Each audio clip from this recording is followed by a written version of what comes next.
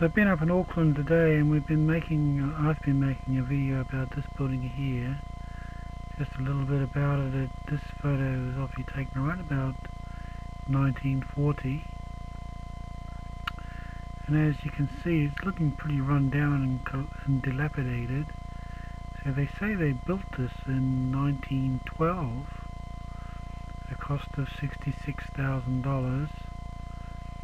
And look at the state of it by 1940. It's only 30 years old. And this part here, it's got no roof at all. So to me, the only part of this building that looks like it was built in 1912 was the roof. So the thing is, they say this is the first big building they built, which means to say that everything else in Auckland was built afterwards. So the movie I'm going to make is all about how could Auckland have been built so quickly. So this one here is around about 1920, 1930. You can see they've got all the tram lines down. And look how many buildings they are. So if the ferry building was the first iconic building built in Auckland in 1912, how did all this stuff come to exist by about 1930? And obviously it's huge. So this is what my video is about.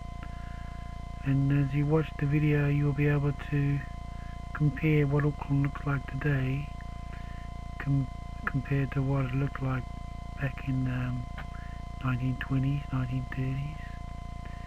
So in particular, many of these buildings have gone. So this one here just looks so old. I mean, this building here looks just like totally gothic, and it looks about 1,000 years old to me at least. So really the video I'm making is about trying to find out how this city came to have so many of these old Gothic, Roman, Greek type buildings in it when it was actually a brand new city. So by this stage we're looking at a city that should only be about maybe around about 50 years old, so it should all look brand spanking new. So if you look at a new city in a place like Kurdistan, where they've been building brand new cities, it doesn't look like this. This looks like 1,000-year-old city, doesn't it? So there's quite a lot of interesting things on this photo taken about 1930.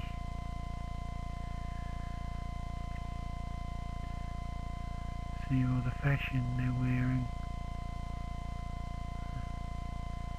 1920s, there's those kind of hats the women had.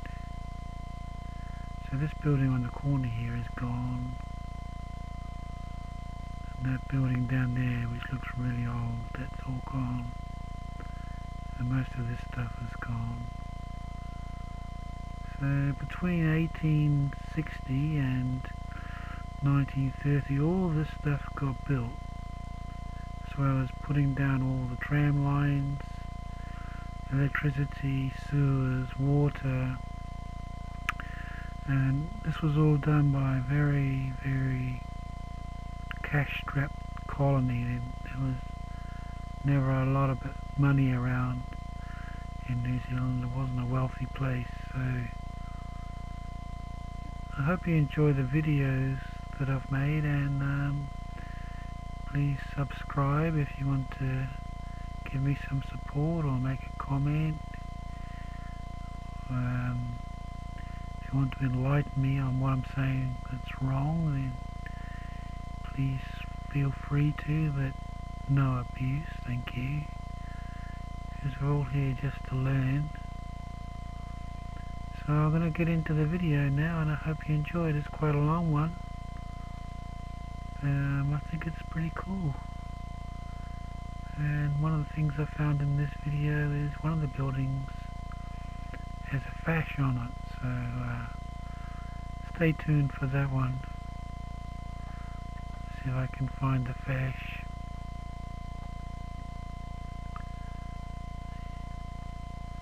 Yeah. So look,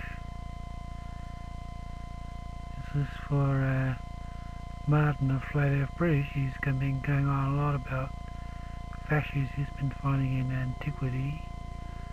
So we have fashes in New Zealand too. So if you want to learn more about the fash, then watch Flat Earth British. I find some of his videos very, very interesting. Alright, so we'll get into this, and I hope you enjoy everything. Thanks a lot.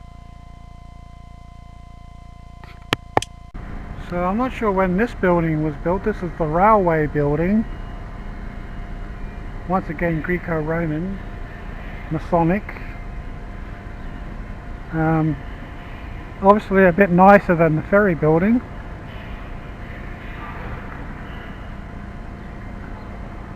So when did they build this? So the real mystery is that suddenly you get to about 1920, 1930, and you find that the whole of Auckland is just full of these buildings. And the little colony here was extremely poverty stricken and very, very, desperate really. They were relying on gold and a bit of farming. It's never been a rich colony, New Zealand. So suddenly all these beautiful buildings appear from nowhere. And I'd hate to think the cost of what it cost to build this one. It would be more than 10 million for sure. So we're going to go around. I'll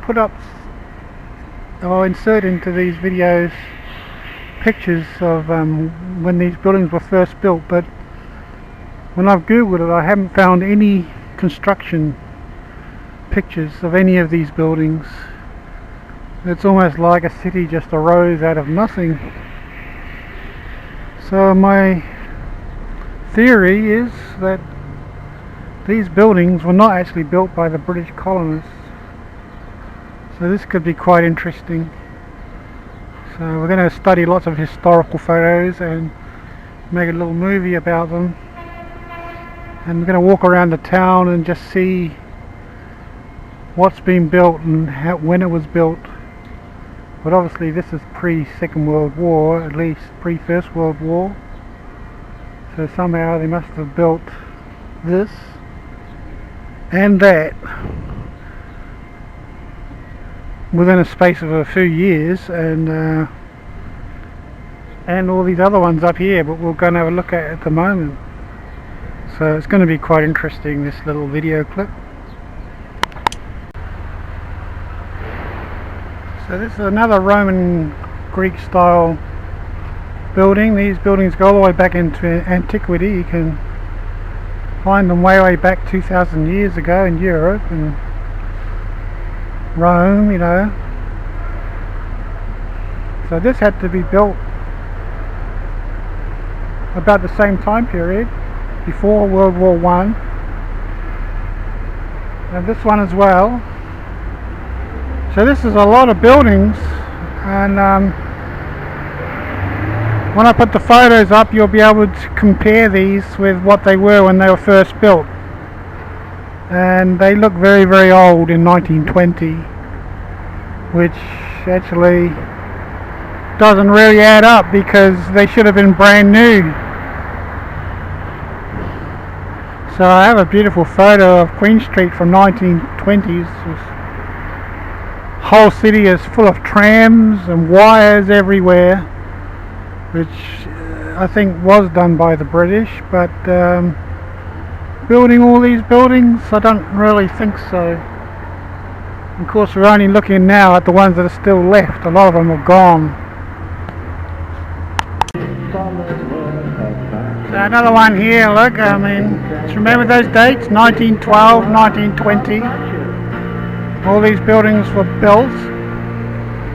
We're going to have a look up here in the Vulcan Lane where there is, looks like one of the oldest pieces of Auckland actually. So this could be quite interesting.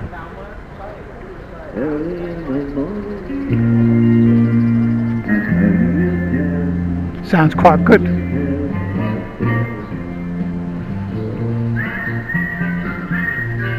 Winchester Cathedral. Whoa, whoa. So I love the way they used to have all these balconies on here like this, you know. What a shame that they don't do stuff like this anymore.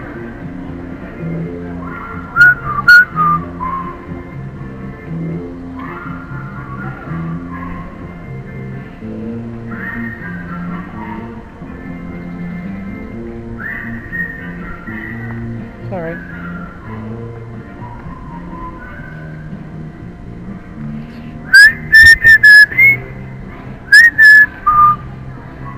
Can't sing, but I can whistle.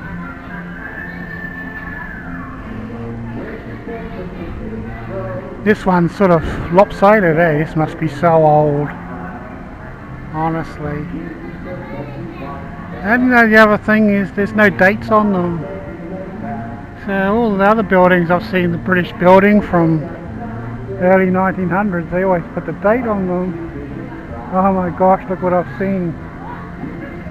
Look, the fash.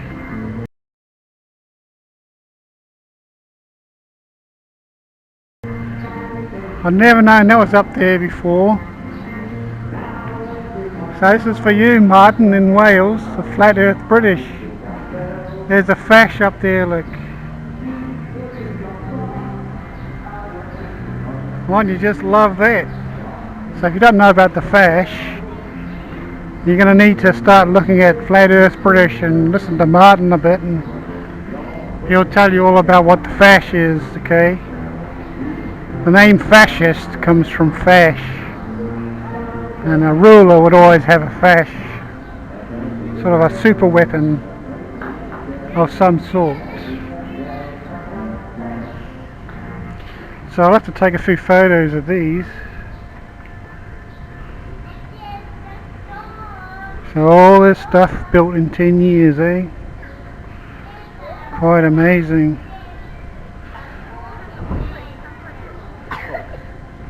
Quite amazing. I better go and take some photos of the fash, I think. So the thing about this is actually the size of the door, eh? Like, why would you build a door that big? People back in the 19th century were actually only about 5 foot tall, you know. I've seen their coffins, they're real tiny little people. And here they are building a door that's like, God no, made for someone about 8 foot tall. This building is so old that it's actually lopsided. It's not actually in tune with the ground at all. Might qualify as a leaning tower of Pisa actually. See, it's not even running true across the top of the window there. So this is really old shit, you know. So what you should be looking at when you walk around Auckland is actually like a brand new city. This would have to be one of the newest cities in the world, and look at it. So if you look at pictures of a new city in somewhere like Kyrgyzstan or China, they've been building brand new cities. And of course they're all totally clean, immaculate. Plastic looking really. So how did this get to be so old so quick? Once again, doesn't really make sense, along with the building, how many buildings were actually built. But you can walk for miles looking at this stuff around Auckland. Miles and miles and miles of it. All built about the same time. One of the features is that they have these really large doors, which is what you'd find on Roman buildings. Okay, so that's Vulcan Lane, and looking up at this street and the way the street comes down, it does look like a mud it's come down here and they just paved over it, you know. It doesn't really look like it's been excavated and then buildings built on it. So along the minor streets you can really see this, you know, just looking at the way the street runs down like that. I mean, normally you would think that there'd be like a little flat piece and then some steps and another flat piece, you know. No, it just runs down there like a big mud slope. So all these buildings all come from the same time period, about 1915. All of them, all of the old ones, and this is only the ones that are left. So if you look at the photos of 1920s, this goes for miles. So if there's anyone out there who's got an answer to this question, I'll be glad to hear from you. Professor at the Auckland University, maybe? Could explain all this.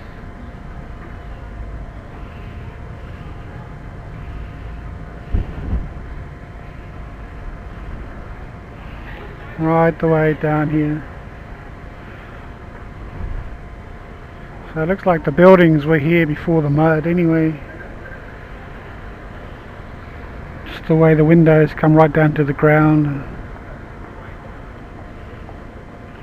Why there isn't any steps in the street, you know, it's just one flow all the way down. They just came along and put some concrete on it and that was it.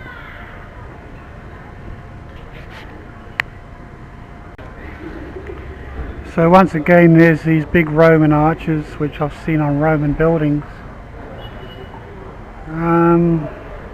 If you were a cash-strapped colony, which they certainly were, why would you build buildings like this, you know? So you can actually look inside here and see a little bit of the decor. I don't know if you can see all that.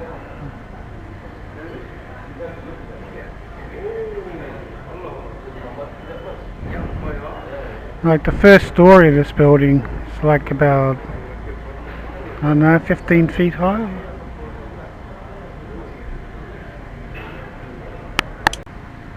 So on this street I just saw a young woman fall over and drop all her keys and everything. The street's very uneven. So on this street they didn't even bother to make it level before they put the paving stones on. Look, it's just up that side, up that side, channel down the middle. They just put pavings over the mud.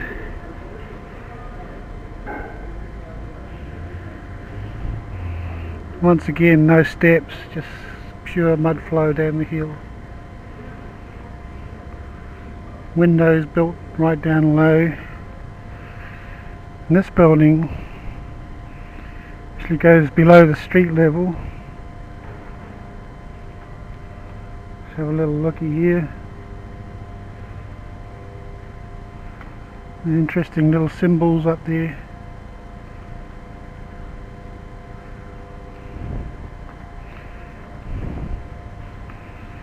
So that's the street level there. Why would you build a building beneath the street level like that? Like there's a good 12 foot down there. So once again this is consistent with the idea that the building was here before the street. That's what we're saying. Or what I'm saying actually. So once again the street looks like it's just arrived after the building has been built and there's just mud come all the way down the street. And this is a really beautiful old building, so I can get a better look at it.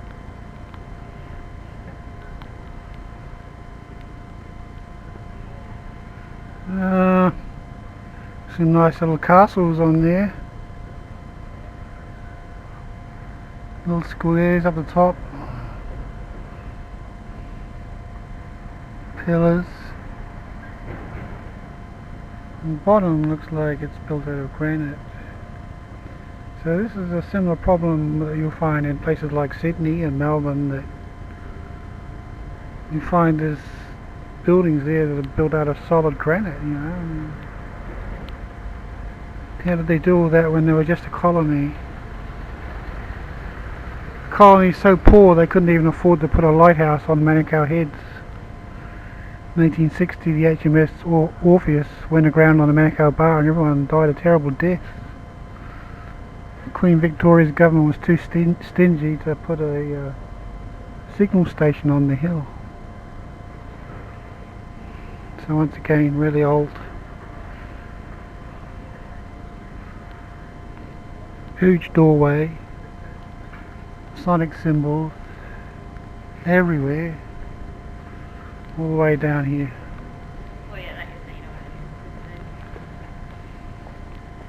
On a good old Auckland rain, eh? So I brought my car in today and there's no warrant, no rego. I thought there might be any cops in town. There were heaps of them. And I was like trying to get in the downtown car park, and there's only one entrance. You have to come in a certain way, and I was like going round and round the block trying to get in. There's cops following me, and oh god, here we go. I'm gonna get done, but no one pulled me over, strangely enough. So that's about a $600 fine. I've just been waiting for an ABS cable and a few other bits and pieces. It's all a scam anyway. So let's have a look at this one. Let's have a look at this one on the old Mudflood Street.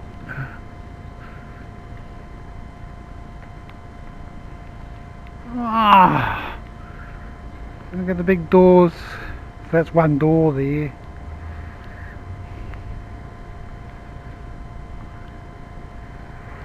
So imagine a small colony of people that have hardly any money, and they're just setting up in a new country, surrounded by a warlike tribes of Maoris who need to defend themselves against. There's very few provisions. It takes months to get stuff here from England.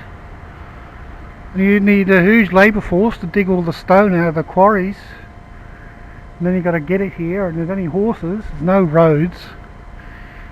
Like, the roads were only mud, what roads there were. And there you are building a building like this, and they have enough time to put all that symbolism along the top there like that. I mean, no one's got time for that stuff today, have they? No one can afford nothing today. So where did all the money come from for all this stuff? And where did all the labour come from? And where did all the skill come from? Huge amounts of skill involved in building all this stuff like this. They can't even build it today, I don't think. So there's another old one. This one's actually got a date on it, like 1911. So they say they built the ferry building in 1912. So that's two buildings in 2 years like that. So this is the first one to actually have a date on it. They should all have dates on them, really.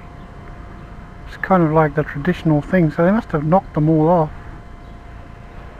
Even around Pukekohe they've got dates on the little buildings they built.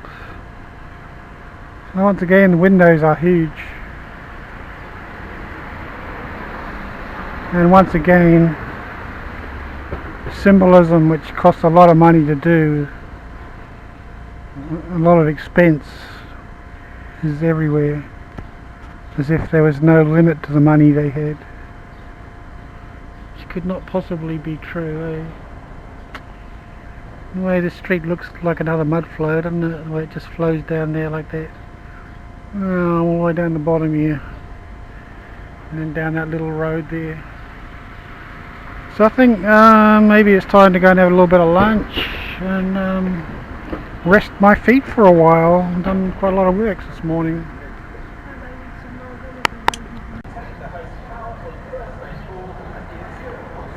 So this is real old again. And the building at the end down there is 1911, it's got the date on it. And that is obviously a lot newer than these ones. So these must be built prior to 1911.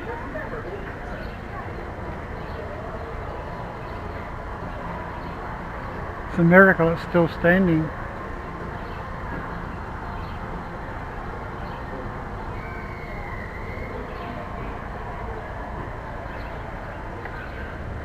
Well, that's my favourite pub there. I'm going to go and have lunch, have a rest, and then a bit more filming and then home, I think. Hopefully home without getting a big ticket.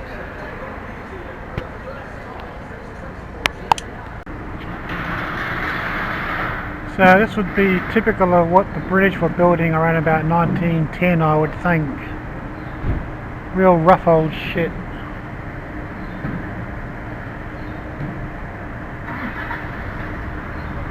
Mud flow down the road, look.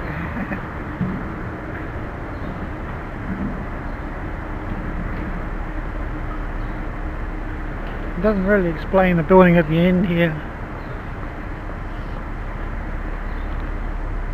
So we're going to have a look at this one and then that will be it, I think.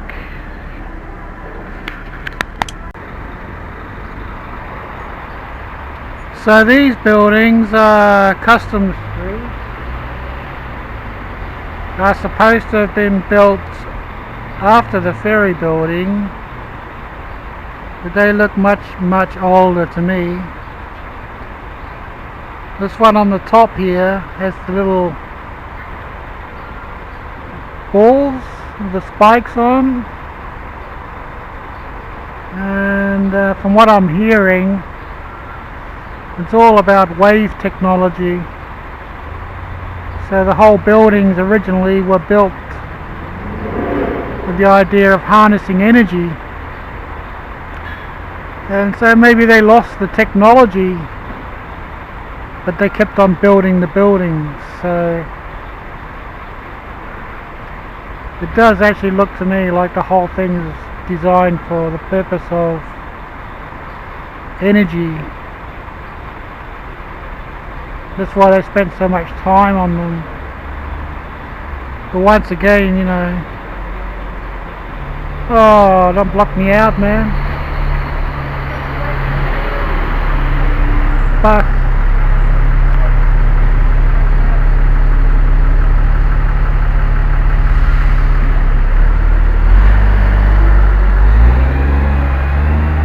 so this one has the little symbols all the way along the top. And once again, if you were a cash-strapped colony, why would you be spending all that money? And most of the buildings are empty, as you can see. As long as I can remember, these buildings have always been empty. Which once again begs the question, why would they be? And supposedly there's nowhere for anyone to live. There's millions of dollars in rent money just not being taken there. So why would they do that? So they go all the way down the street, and these are just the ones that are left.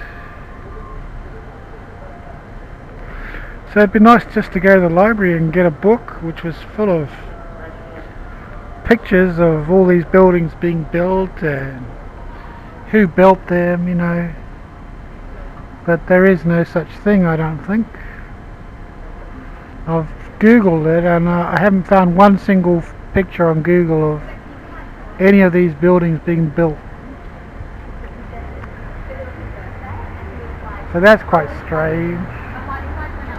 It's almost as if a city appeared out of the dust from nowhere. So what I'm thinking is that whoever built these buildings must have been here before the British, and perhaps when the British came the buildings were already here.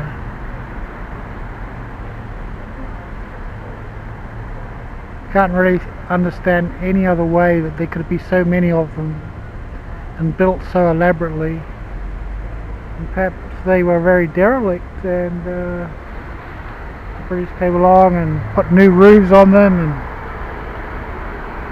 cleaned them, made them habitable and took them over. But I just can't really see that all this stuff could have been built in about 20 years. So we're looking at a building time period for Auckland Central from 1912 to 1920, which is where I have a photo of all of these buildings are in existence by 1920. And the first one was built in 1912, so that means that all this stuff had to be built in 6 years. I mean, that's just ridiculous. So there's definitely something very badly wrong here. So once again, if you have anything to say about it, I'm all ears. I'm not here to argue with people and make my point over theirs. If you've got a better view of all this, just please let me know. I think we all want to know the truth, don't we? And I don't think the real truth is being told at the moment about anything. We have a very controlled, programmed world. Very controlled. Really, people are being robbed of their own history. It's not good. Let alone bogus science and all the rest of it is just incredibly bad. So once again on this building, you see the big doors on the bottom there? I see those on Roman buildings. The big 15-foot doors or 12-foot. So people say, oh, they used to ride their horses inside the house, you know, but you wouldn't really need that many of them, would you? A man would just ride his horse right through the door, you know. That's what they say, but you wouldn't need to build that many doors, would you? There'd be like doors all along here originally. And the height between each story is like, I don't know, 15 feet. Whereas if you were strapped for cash, you would only be building like 8-foot studs, wouldn't you? You wouldn't be building 15-foot stud buildings like that. And once again, there's no dates anywhere. I think the dates have been removed. But I know the British, when they built their old buildings, they always put a date on it. It was kind of a big thing back then. So it looks like the sun's finally coming out, and it might be time to go home and go to bed. I think I feel really tired today. So hopefully I'll get home without getting a big ticket. Looks like the police have all took off. Bloody hell. So hungry for money, they're just chasing people everywhere. It's terrible. So there, those little things on the top there are supposed to be about gathering energy of some kind or transmitting energy. So all the little portholes along here, you know, that's all something to do with energy. They had a reason for building stuff like this, you know. It isn't just there for ornamentation. Some of it is like religious, you know. But you can spend a lot of time trying to figure it all out anyway.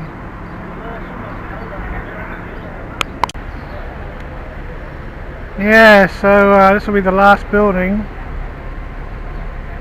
It's obviously just the front that's been done up, not the whole thing.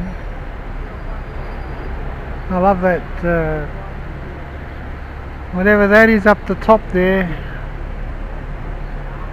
So I've been into the flat earth thing for a couple of years now, and haven't really got anyone actually been talking to me at all on YouTube or anything, so it might be nice if somebody sort of made friends somehow. I know some of my videos can be a bit weird, but you know, it's all part of the mustard, isn't it?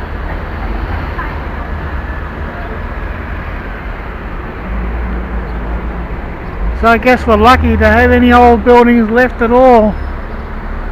All this shit, it's just nothing but glass.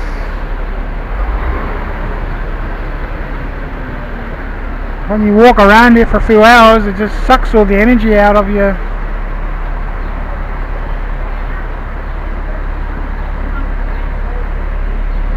So compare this street now to where it was in 1920s. It actually looks busier in 1920 than it does now, funnily enough. Busier, but more boring, you know.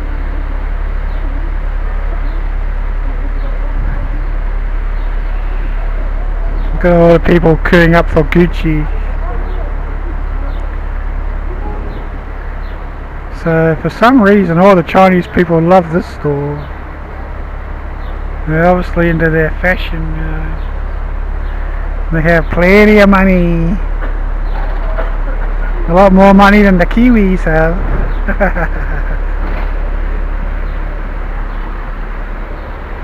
So I think I'll end up this video just by walking along the street, and if you don't live in New Zealand, you can have a look at what goes on around here. It's pretty safe during the daytime, you know. It's probably safe up until about 11 o'clock, 12 o'clock, you know, and then